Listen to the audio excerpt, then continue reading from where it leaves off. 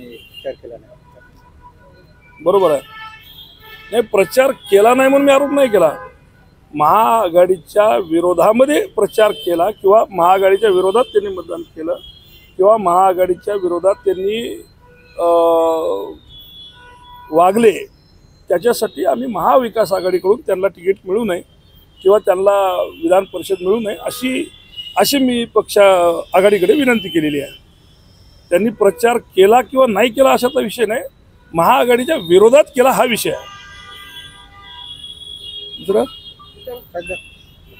खासदार सुभाष वानखेडेंनी माध्यमांशी संवाद साधला. ते म्हणले की पक्षाने जर उमेदवारी दिली तर मी भोकर, हदगाव, हिमायतनगर पण नांदेड उत्तर लढवणार. आपण कोण्या पक्षाकडून?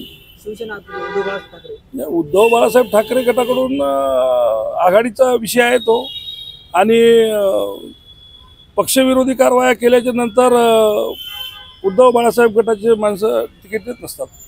सुभाष वानखेडेंनी विरोधात काम केलं 100%. त्यांची तक्रार केली.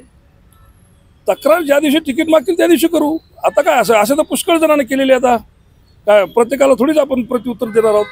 ज्या दिवशी महाविकास आघाडीचे कोणी तिकीट मागतील त्या दिवशी ज्या ज्या लोकांनी कामं केले नसतील किंवा विरोधात कामं केली असतील त्याबद्दल तक्रार नक्की करू. साहेब, हिंगोली शेतकऱ्याचे आंदोलन पेटले. काल त्यांनी मोटरसायकल झाली होती, आज रस्ता रोको केला आहे, टायर जाळले, प्रशासन दखल घेत नाही. बरोबर आहे. सध्याला प्रशासनाच्या डोळ्यावर फार मोठी पट्टी पडलेली आहे. ते काढायचं काम आम्ही करतोय सध्याला, पण अजून सत्तेचा माज गेलेला नाही आहे. त्यामुळं शेतकऱ्याला तर उतरावंच लागेल. आम्ही त्याच्यासोबत आहोत, आम्ही त्याच्यासोबत उतरणार आहोत. आज राज्य सरकारने अर्थसंकल्प सादर केला आहे आणि घोषणा केल्या, काय वाटतं? आता राहिले तर 2 महिने, का देणार नाहीत? काही घोषणा करून ठेवायला काय अडचण आहे? साहेब, आगामी काळामध्ये विधानसभा निवडणूक आहे, काय वाटते सध्याची स्थिती? कारण इंडिया अलायन्स देशामध्ये आणि राज्यामध्ये महाविकास आघाडीला जनतेनं भरपूर मत आहे.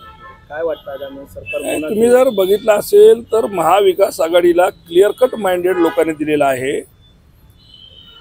जवळपास 160 जागा हा 2000 मताच्या मतामध्ये पडलेल्या आहेत महाविकास आघाडीच्या. त्यामुळे जर बघितलं गेलं तर 60 जागा अशा आता की जे बिलकुल 500 मताच्या आत आहेत. तर अशा वेळेस काय लोकांना माइंडेड दिलं आपल्याला सगळ्याला कळून चुकलेलं आहे. विधानसभेत तेच असणार आहे, दुसरं काय वेगळं चित्र राहणार आहे?